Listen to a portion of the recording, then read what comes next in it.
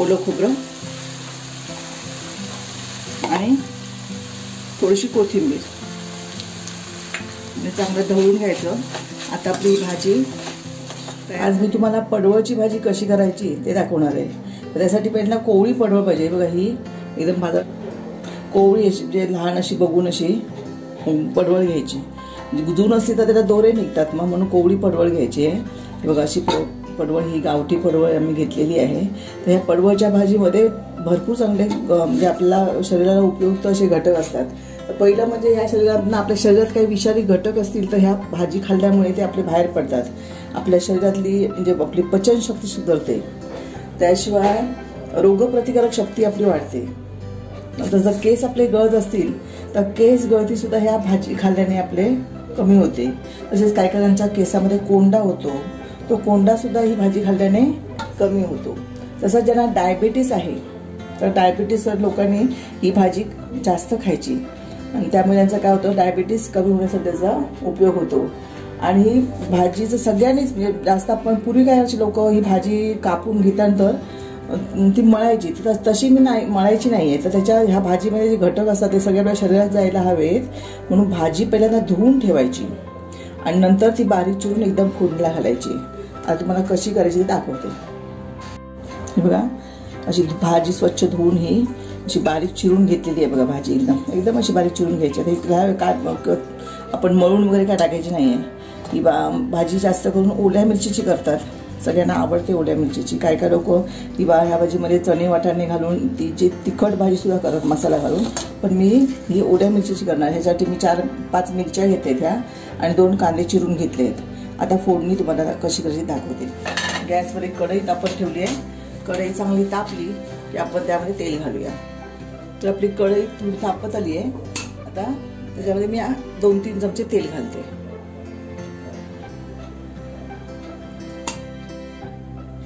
आता तेल चांगलं गरम होऊ द्यायचं।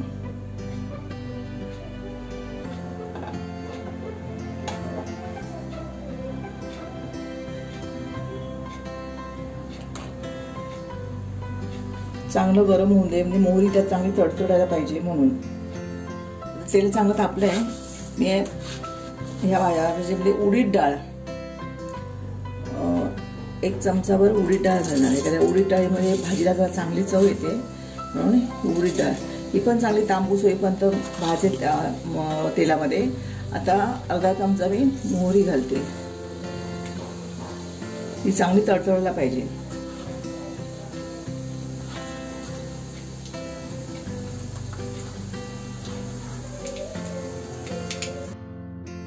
मोहरीचा आवाज येतो बघा तडतडण्याचा। आता मी अर्धा चमचा जिरं घालते, थोडासा म्हणजे पाव चमचा हिंग। आता मोहरी जिरं चांगलं तडतडलंय। आता मी कांदा आणि मिरची आपण कापून घेतलेली ती या घालते।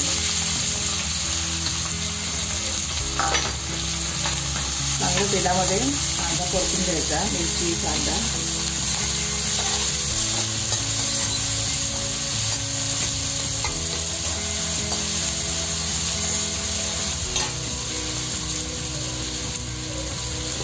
अर्धा चमचा हळद घालते।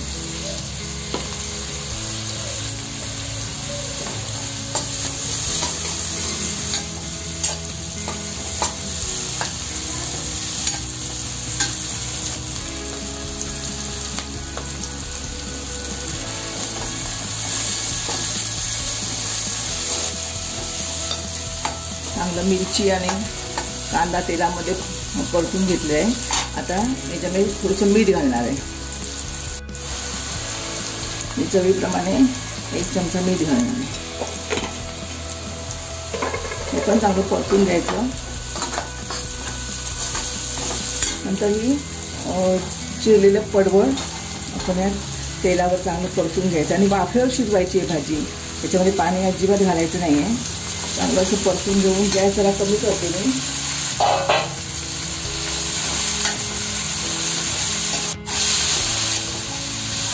चांगलं तेल आणि मीठ चांगलं लागेपर्यंत आपण मला परतून घ्यायचं आहे। ह्याच्यात पाणी नाही घालायचं, झाकण ठेवून वाफेवर शिजवायची ही भाजी।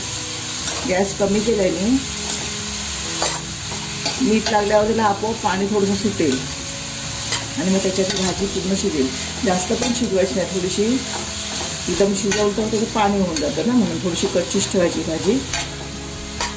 तर या भाजीला बघा हळद, मिरची, कांदा लागलेला आहे.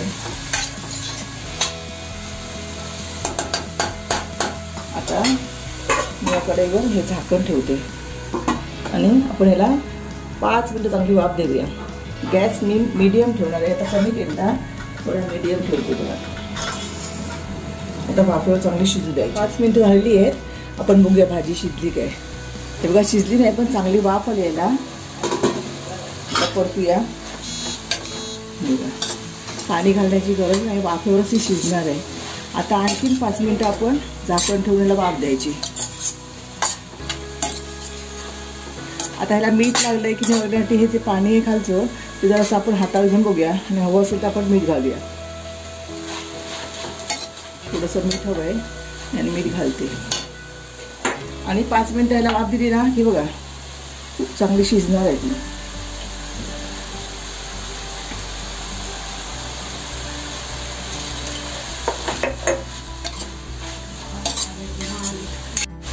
आता आपण चमच्याने सारखी करून घेऊया आणि परत 5 मिनिटं याच्यावरती झाकण ठेवूया. ही भाजी आपली शिजेल 5 मिनिटामध्ये. गॅस असंच मीडियम फ्लेमवर ठेवलेला आहे. आता बघूया भाजी आपली शिजली आहे का. ते बघा जास्त शिजवायची नाही, ती शिजवली तर एकदम चव जाते. म्हणून काय लोक ह्या भाजीमध्ये चण्याची डाळ भिजून घालतात, त्यानुसार चविष्ट होते, पण मी घातलेली नाही, अशीच केली आहे. आता ही भाजी आपली शिजली आहे, बघू शकते बघा. जास्त शिजवायची नाही ती, म्हणून थोडंसं त्याच्यात खोबरं घालते चवीसाठी, ओलं खोबरं आणि थोडीशी कोथिंबीर आणि चांगलं ढवळून घ्यायचं. आता आपली भाजी तयार झाली आहे. तुम्ही चपाती बरोबर, भाकरी बरोबर किंवा भाताबरोबर आपण तोंडाला लावण्यासाठी ही भाजी आपण अशा प्रकारे करून खाऊ शकतो. किंवा मगाशी पण येतं काय काय तुम्ही वाटप म्हणजे चणे वाटाणे आधी उकळून घेतात आणि त्याच्यावर नंतर मग ही घालायची. अशी तिखट भाजी पण छान लागते, रस भाजी.